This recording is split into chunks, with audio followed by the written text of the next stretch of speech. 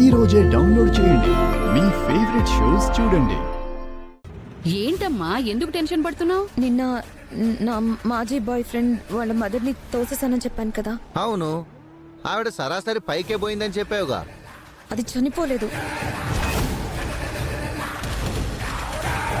ఆమె ఇప్పుడు నా ప్రాణాల మీదకి తెచ్చేలా ఉంది. అబ్బో!